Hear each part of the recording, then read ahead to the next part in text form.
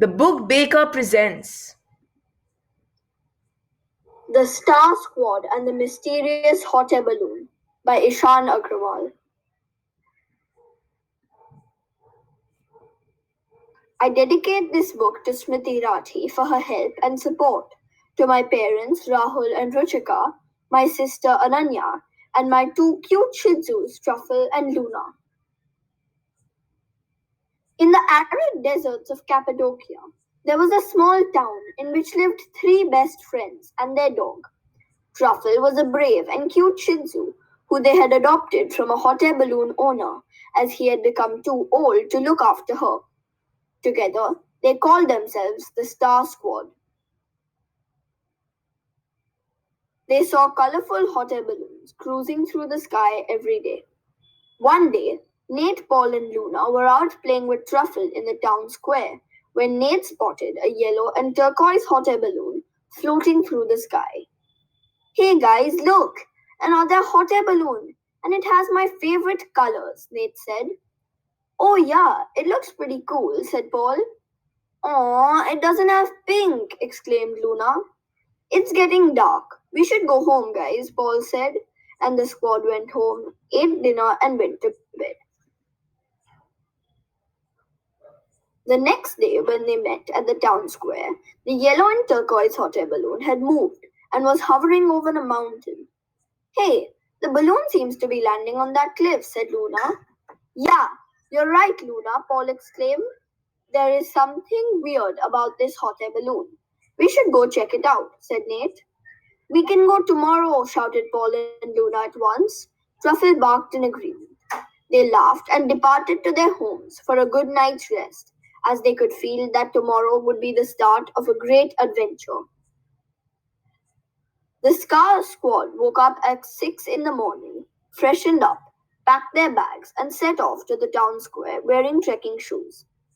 Why did we have to meet so early? Complained Paul as he rubbed the sleep out of his eyes.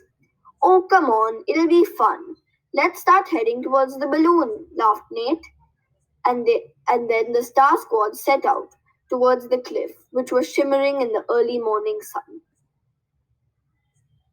The trek was very hard, but they soon reached the top of the cliff and saw the deserted hot air balloon waiting for them. That's weird. There's no one controlling that thing, said Luna. Let's split up and see if we can find the owner. They looked around for a bit when suddenly they heard Truffle whimpering and barking. They all rushed towards her and saw that she had found a skeleton, which was sitting in the corner of the hot air balloon. As the kids boarded the balloon to investigate, the skeleton sprung to life, and all of them screamed. The skeleton assured everyone that he was friendly, while scolding Truffle as she had grabbed one of his legs and he had started to crumble. The squad helped reassemble the skeleton, and when they put the last piece together, the skeleton's face drooped into a frown. The skeleton told them that the balloon was entwined with their fate, and they had to complete an important task to claim the balloon. Nate said, what can I call you? You can call me Skeletor, replied the skeleton.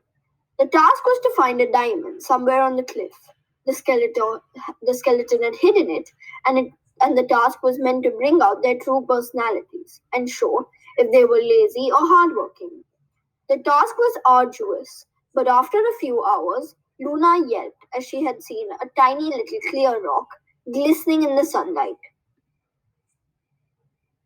The kids gave the rock to Skeletor, who examined it, and his eyes widened in amazement, because not only was this a diamond, but it wasn't the one he had hidden.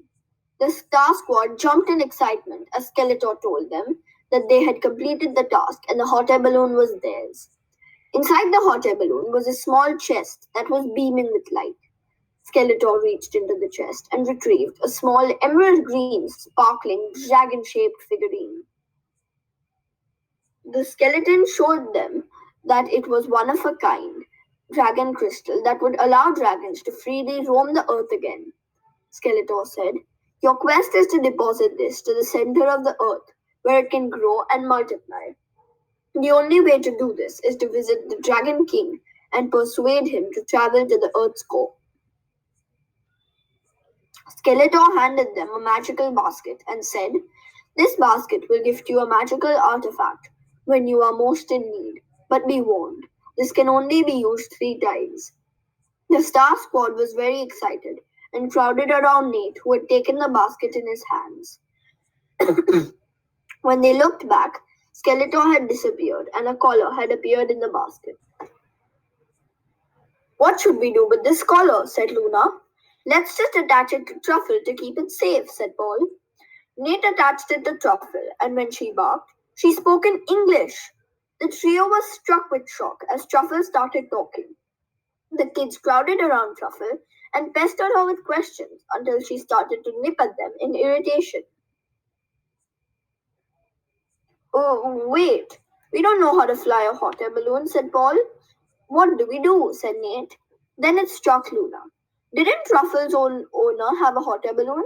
Maybe Truffle can teach us how to fly a hot air balloon, as she must have seen him flying one before. "I have and I can!" exclaimed Truffle.